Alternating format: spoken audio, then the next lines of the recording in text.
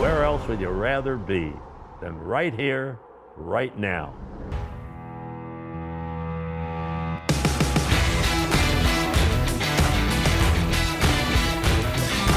Hey UK Bills Mafia, this is Christian Wade of your Buffalo Bills.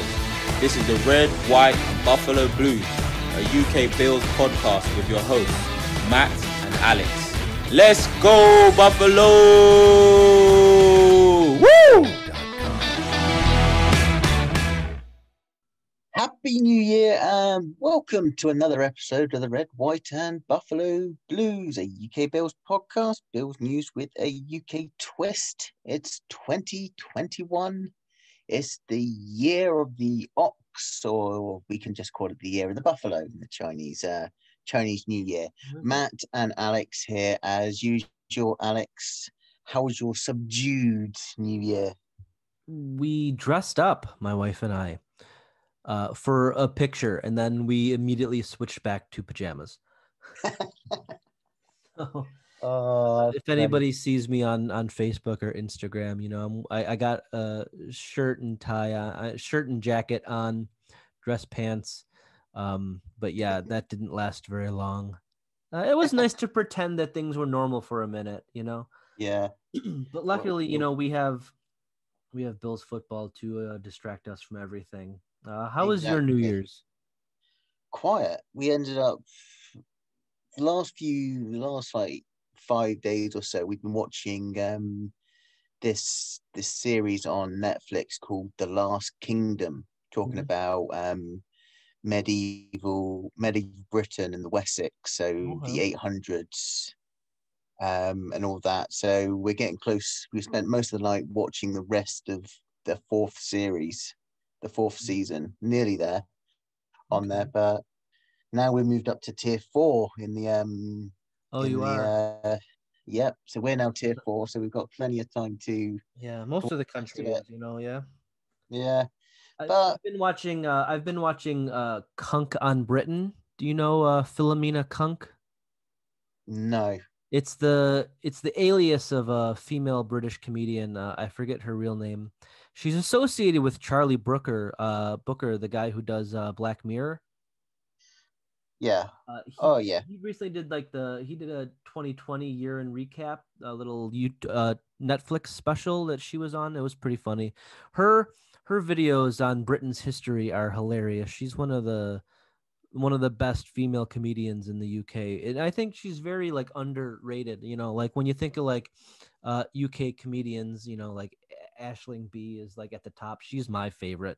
But this character, Philomena Kunk, hilarious. Look her up on YouTube. It's funny. She makes fun of she doesn't really make fun of British history. She just, you know, it's just funny. That's all I'm saying. It's good. Yeah. I like that.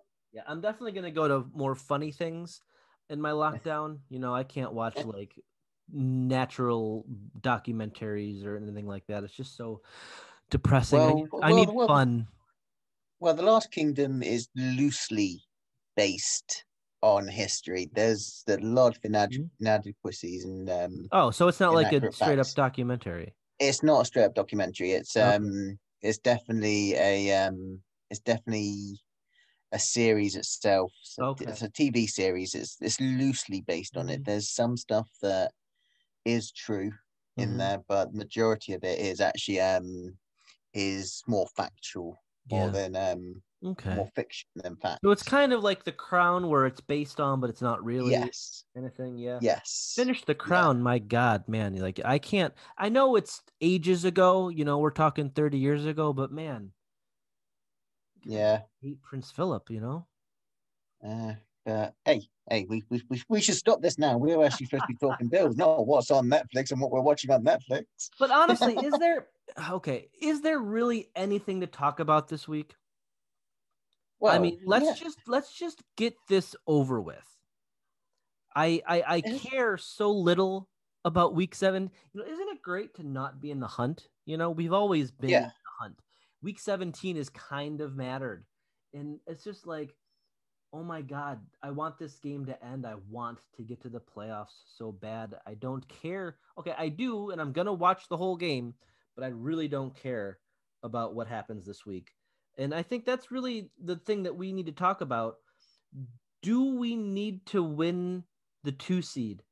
Does home field advantage matter? Isn't it more important to stay healthy, right? Yeah, I mean, don't get me wrong. I agree what most people were saying on there about resting starters. Mm-hmm. Do we need the second seed and all that?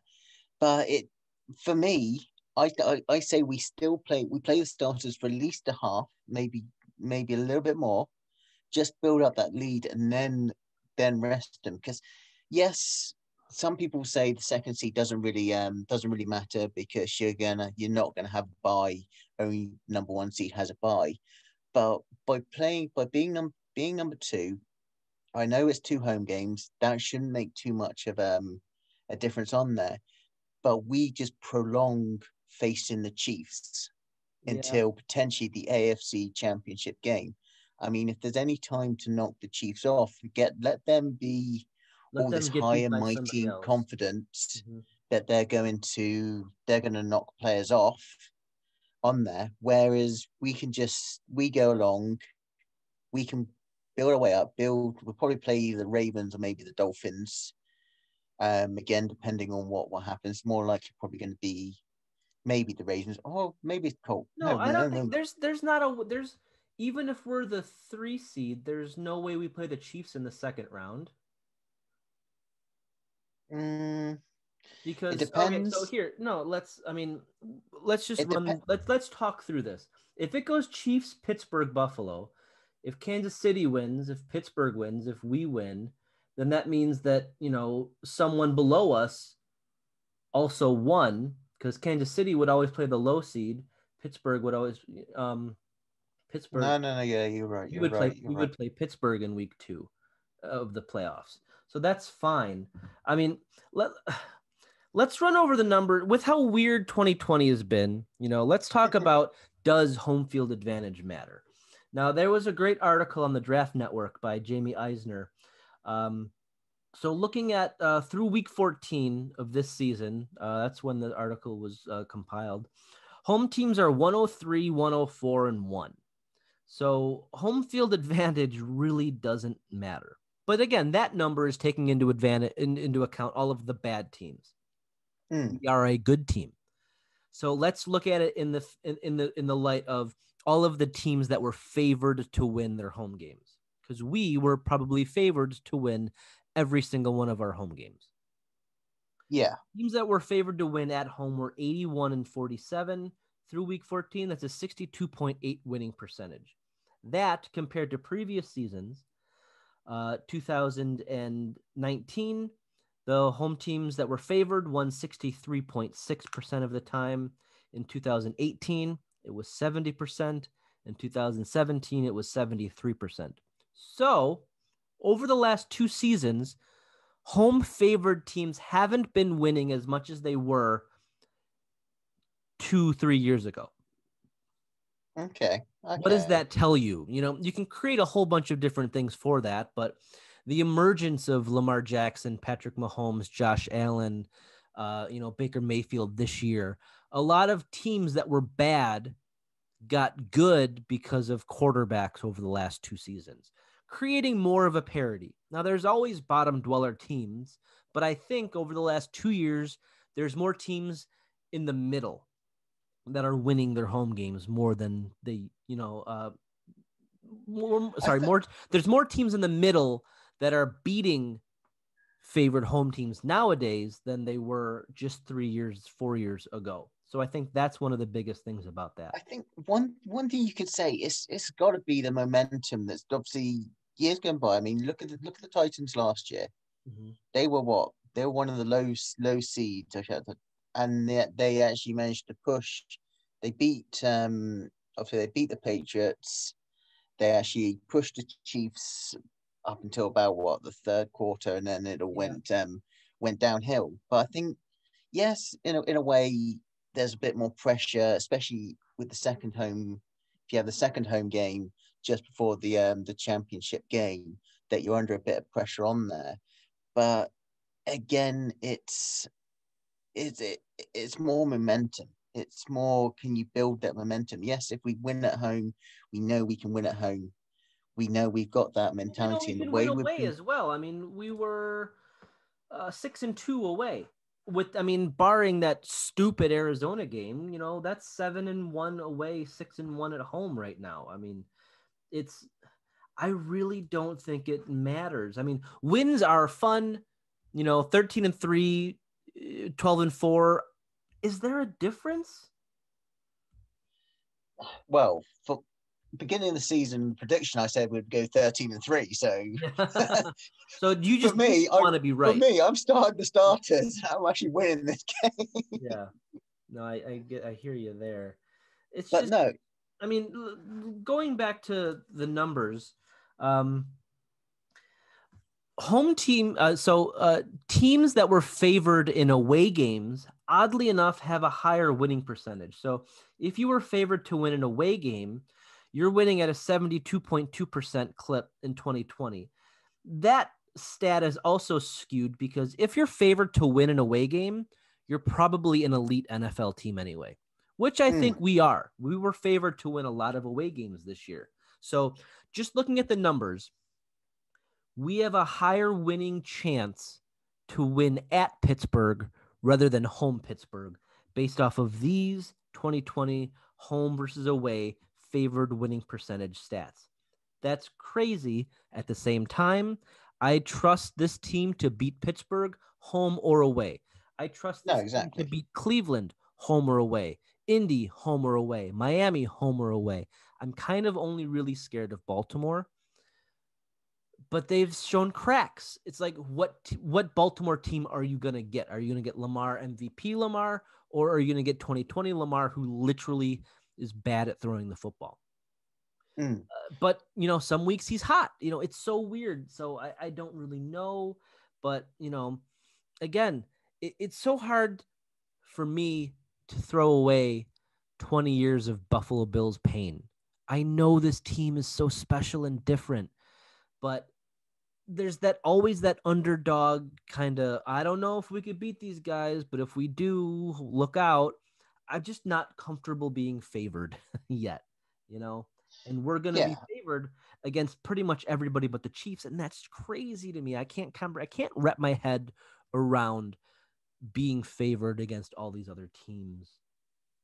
Yeah, no, I mean, don't get me wrong. I mean, it's great to do that. I mean, looking at our playoff path, as I say, it's more than likely we're going to face the Colts potentially as in the next round if we finish second. We'll probably have the Ravens if we finish third. So you've got to obviously weigh up that opportunity. Both of them have their cracks, their chinks in the armor, there or thereabouts. Mm-hmm. But the idea really, and this is what I always say and what most people say, is you need that momentum. You can't just go in, actually play Allen and Diggs for one series and then go, Matt Barkley, there you go, lead us to victory. If we get done there and we end up having to face, say, Miami next round, are we leading them into a full sense of security? They have that advantage. They know they've come into us. Yes, they've played the second string and they've actually beaten us, but this is a chance for us to build momentum. If we had to face Miami in the first round, we've actually got that. We've got into the head even more than currently winning the last 5 of the last 6 games we've actually played against them. We're putting more fear into that head, and we're putting fear into the rest of this, rest of the AFC in the playoffs, saying we're still here, regardless of whether we won the division, where we're secure at number 3 because we're not going to drop from the number 3 seed. You build that momentum, you build that confidence up, knowing that you're just going straight ahead. You're picking off everyone, and you can pretty much take on anyone, and you've already got that advantage, whether you play home or away. You've got that advantage rammed into your head and the doubt seeded into your opposition. All right. I love what you're saying because I wholeheartedly 100% disagree with you. And let me tell you why. Go Are you for it. telling me that you wouldn't want the 1 seed and get the bye week? Ideally, I would love because to. then the Chiefs don't have any momentum going into the playoffs. They're going to bench Mahomes week 17. They're going to get the first round bye. They're not going to have quote unquote any momentum for their next game. Are you telling me that that's a disadvantage to the Chiefs? Not as such as the It's Chiefs. exactly what you just said. You said momentum is so much more important than, resting your starters. And the Chiefs are resting their starters for 2 weeks essentially. Yeah, then with the Chiefs, we already know what they can do. We know what we can do. Allen's right there. Over the last 5 weeks, Allen is beating Mahomes in all stats. We can hang. That's another conversation. This whole week, there's been, can the Bills hang with the Chiefs? We'll talk about that maybe later. But, this technically is the Dolphins / playoffs preview show. Let's not go for too long. Let me ask you a question here in terms of momentum, because I don't really know very much about Premier League football. Okay.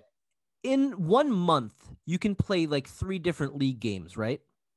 You can play Premier League, you can play Champions League, you can play, give me another one. FA Cup or the Carling leagues, Cup. right? All right. Yeah. You're not playing your starters in all of those games, right? Well, it depends on who you're playing in the cup. If it's the Carabao Cup, then most big teams don't play their full teams. My team, Arsenal, they win all these lower tier games, but they can't win freaking real games. Actually, They barely win any games this season. Those last 2 wins that they've had this season. Okay, Arsenal, I see you. But so let's say they play an FA Cup game against, a championship team. They're not playing their starters, but then their next game they're playing against, Chelsea in the Premier League. So if their starters sit against that lower tier team and then they go up and play Chelsea, you're saying that Arsenal isn't bringing as much momentum as they could because they didn't play their starters. So they're probably going to lose that next game. In a sense, yes. I mean, in a sense, yeah. I would love to see the stats on that because, English football is so crazy with all these different leagues that you're playing at the same time. But so I would love to see the stats on that. I don't believe momentum is a thing because there's 7 days between games in the NFL. Okay, so if we're talking hockey or baseball or Premier or English football, because there's more games than just once a week, momentum could absolutely be a thing. Like I said, confidence builds. Let me flip it then. Okay. So say last week we lost to the Patriots. Mm-hmm. Say this week we lost to the Dolphins. Mm-hmm. Would you still feel this week, because we actually wrapped up the division, we're resting the starters this week. So we lost to the Patriots this week. We're resting the starters this week against the Dolphins. We lose that game, and let's say Dolphins actually completely and utterly annihilate us with our reserves and second string.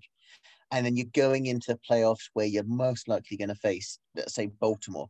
Do you feel confident, and do you think that having come on the back of 2 losses, one which was a massacre, the other one, we'll just say it was a close loss on there, would there be the motivation and the momentum there to go face the Ravens? Okay, the Ravens come to us to face it.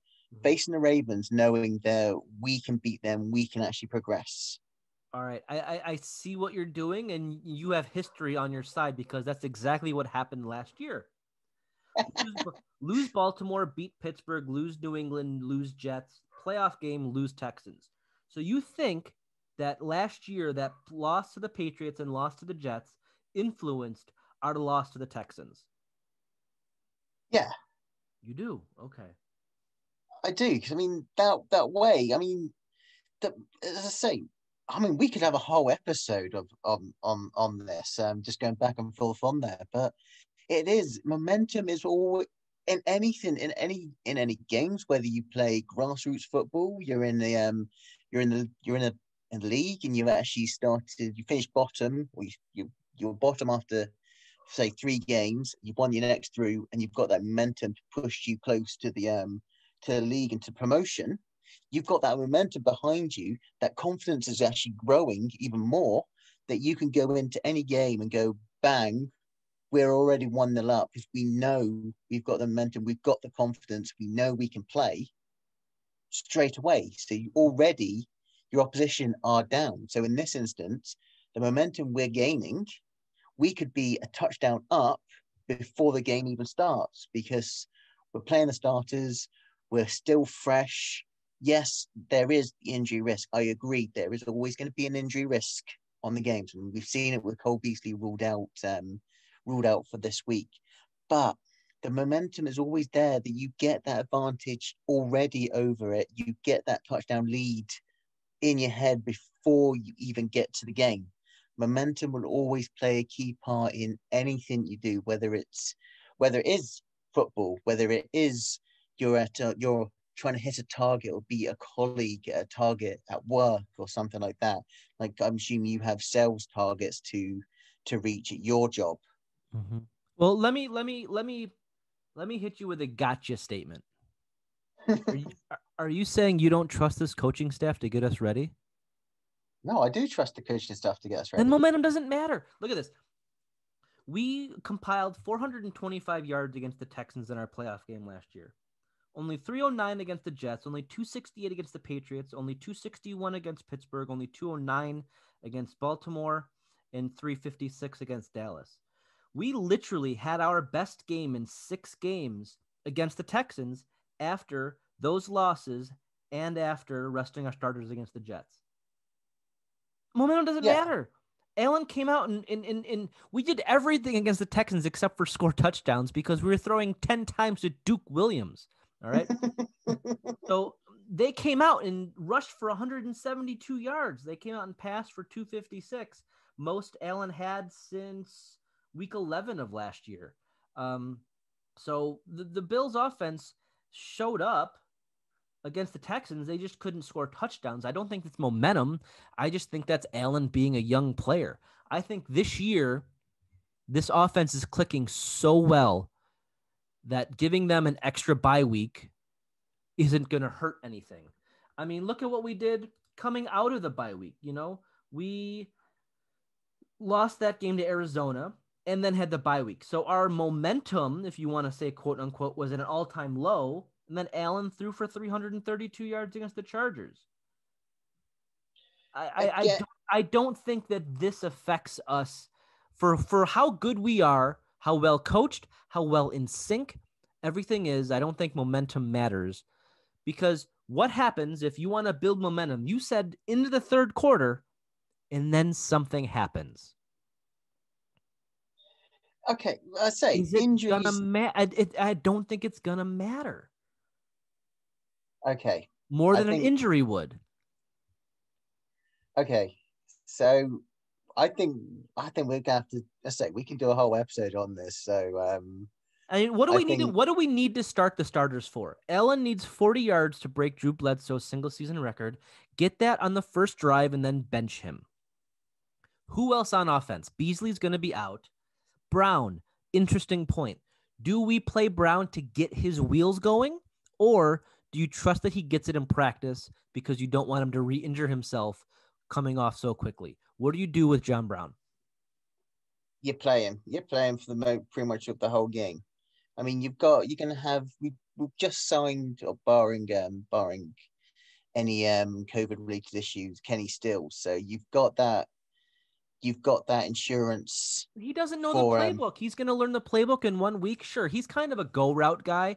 Running him in the slot on a go route is going to open up wonders for Diggs, I know. But it's still, you don't sign a guy and then he has a big impact in 1 week. Okay. But I wouldn't rely on Kenny Stills. I would still play Brown for the majority of that game. There's also another record that the Bills could actually get someone else to score a touchdown, like you said, big man touchdown for that record. Does that matter to you about winning a playoff game? That's more important. Well, it's records, isn't it? Something that we can actually say And you have a chance to win a Super Bowl this year. I don't need anybody being injured. Okay. Wait, as I say, we there is a lot of stuff we can actually say with Dust. Yeah, I agree. I agree, and I disagree. I can't. But last year we scratched Singletary, Brown, Beasley, and Knox and Trey White last year in Week 17. I mean, did we even bother? Were you upset about it? I mean, go back and listen to that podcast. I don't think you were. You know? No, not last year. Yeah. So Definitely this year, I would say you do the same thing. You scratch Diggs, Brown, don't play, get fully healthy, you know, just test him in practice harder than maybe you normally would. We don't need to lose Trey White, scratch him, scratch Milano. Everybody else, a few series, and then it's all backups. That's what I'm doing this week. Then leave it, then have it for the half then. So play the whole first half. First quarter. Okay, first quarter for you, first half for me. Okay. If you play the first half, you build up a big lead with the team. Then second half, Josh, Stefan, Tremaine, you've done your job. Take a break, put the coat on, relax. We'll need you if Barkley goes down. Oh, let's play Jake Fromm. Let's see what we got in the kid. To be honest, I don't think they will play. If anything, I'd like to see Davis Webb get a run out. They've elevated into the active roster last week. Oh goodness! Look, an injury would be devastating at any spot. You can't afford to lose anybody on the O-line because of Ford already being hurt. You can't afford to lose anybody in the secondary. No safeties. Maybe you could afford to lose a defensive lineman because that's our most depth position. But I mean, we're not changing anything here. The only thing that maybe you could say, I mean, you're saying momentum. You could also say you have a chance to stop Miami from getting in because I'm pretty sure Cleveland, Baltimore, and Indy are also all going to win. So you have a shot at bumping Miami from the playoffs. Is that more important than risking injury? No, because we could beat anybody. That's how good we are. Let's take health into the playoffs, not momentum. Let's put that as a poll on Twitter. What's more important going into the playoffs, momentum or health? Well, as we were just discussing this, I have actually put a poll up on Twitter. Okay. I've said heading into week 17 in the playoff, does momentum matter? Yes and no. All right. We'll see what happens. So this is going to be fun and find out what actually what we can hear, and hopefully there'll be some comments as well, and maybe we'll discuss it on the review show. But let's try and talk a bit if we can about the actual game, because I feel we've just gone completely off topic on that. No, I think this is very much on topic. We're talking about what the Bills should do this week. Okay. I mean, if we start the starters, we're going to beat them. If we start the backups, we're going to lose. There, game preview done. I mean, who cares? I mean, it's not the biggest topic. You know, how the Bills can beat the Dolphins is not the most important topic this week. It's how can the Bills get ready for the playoffs? That's the most important topic this week. Okay, so and obviously the Dolphins are 23rd in offense, 20th in defense, 25th overall in passing, 22nd in rushing. So basing on how in the lower third they are, near the lower third they are of all the rankings, you think our second string can actually can potentially wrap this. No, I think that our second string can lose. I think that what you probably are going to see, if I'm coaching the team, here's what I'm doing. I'm getting Allen out there to score a touchdown on his first drive, and then he's benched. And then you're going to get a lot of Singletary and Moss and Barkley to Gabe Davis for the rest of the game. Barkley to Dawson Knox. Barkley to Tyler Kroft. You know, really just base offense. You know, go out there, treat this like the second preseason game of the season, you know, not the third preseason game, because I don't want Allen playing into the third quarter.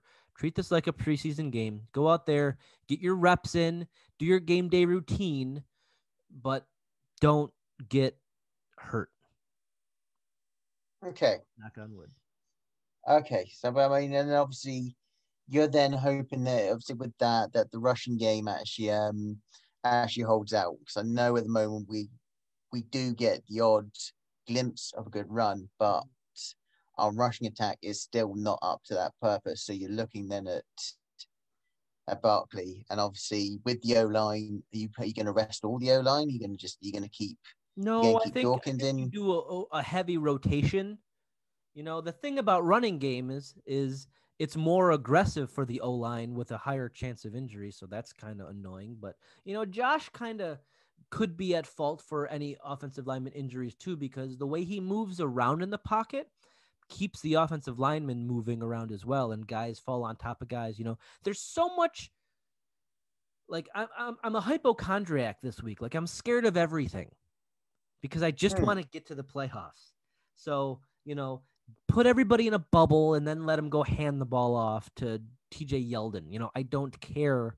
Let's just get this week over with and go to the playoffs. We're 1 week away from really important football.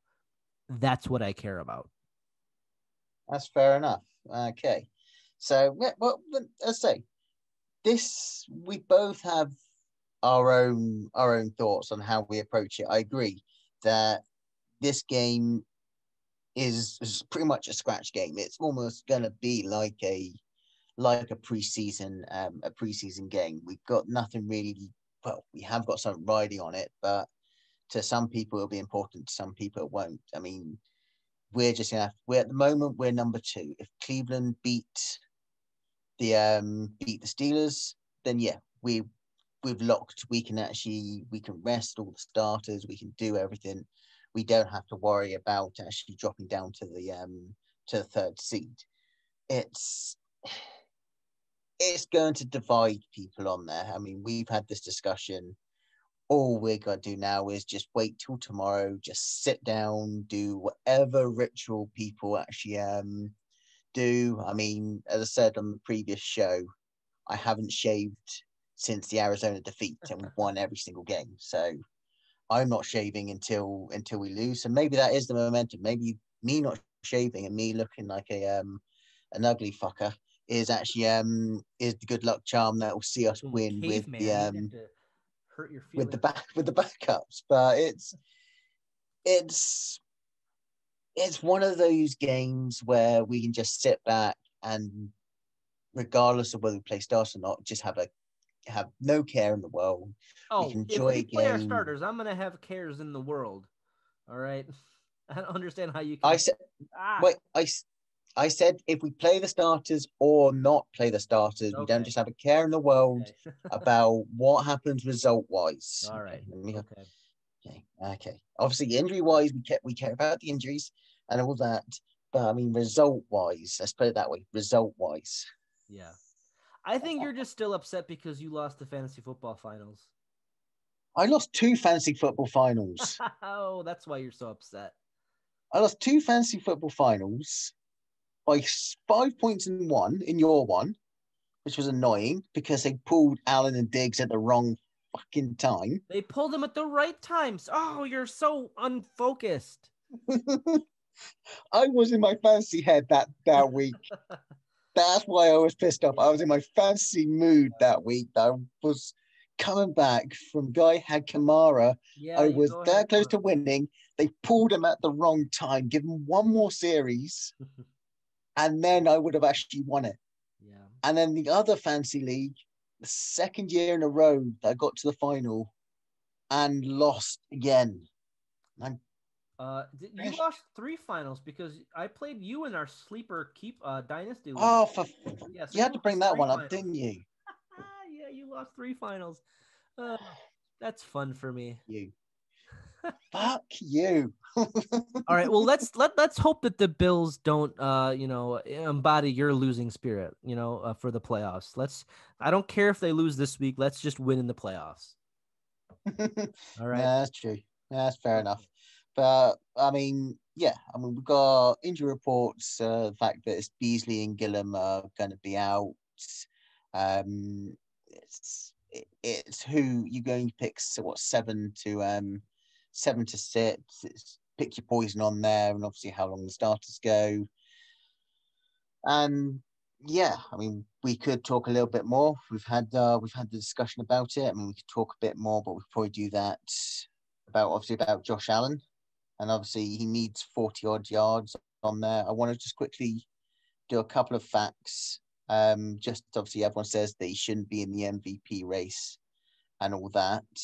In the last 4 games between Mahomes and Allen, in the last 4 games for both players, Mahomes was a 60% completion percentage, 8-4 touchdown to interception ratio, 310.8 yards per game, and at 89.5% passer rating.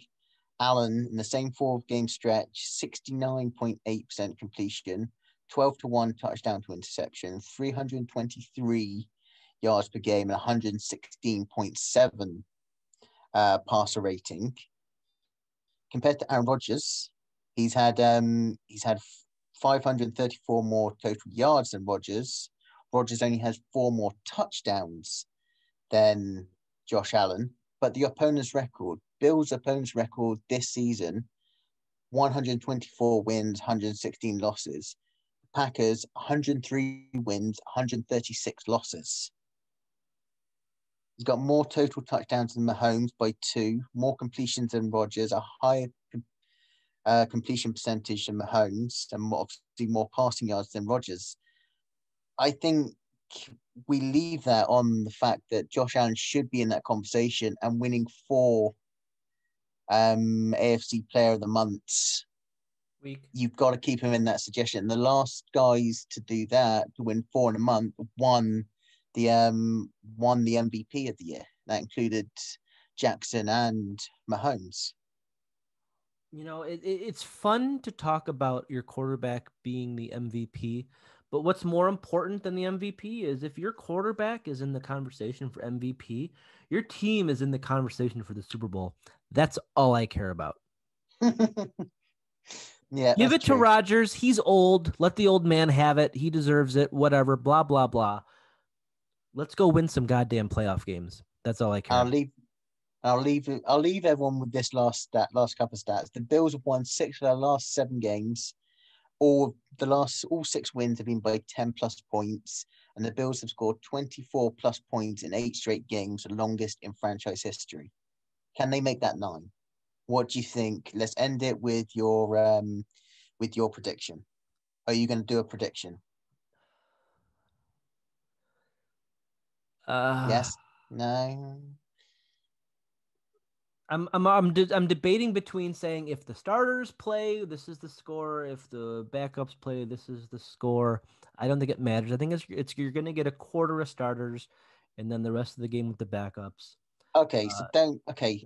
So forget about the score. Bills win or Bills lose. Bills lose. Okay, Bills win here. Okay. And this could be a 2003 Steelers Bills where the backups, get the W. I could see it happening. It just depends on how intense the coaching staff is going to coach. If they just call base stuff, then yeah. If we treat it like a preseason game, then yeah, we'll lose. But you know what? So are the Chiefs probably this week. Pittsburgh, they're benching Big Ben. They're probably going to lose this week. So it doesn't even matter if we lose. We're still going to get the 2 seed because Pittsburgh is probably going to lose as well. Yeah. So, okay. So you losing. So I'm saying win. I want to preserve that 13-3 prediction I had at the beginning of the season. Okay. And the poll, we're only 15 minutes into the poll. We've actually currently 51 votes. 61% say yes, momentum matters. 39% says no, momentum doesn't matter. Why do I? Mic drop. Why do I even bother? But have you got anything else to add before we sign off? No, what? Sunday's going to be a busy night because you have the Bills game. There's a David Attenborough special on, and there's New Year's Bake Off. So I don't know what I'm going to do when 8:00 hits.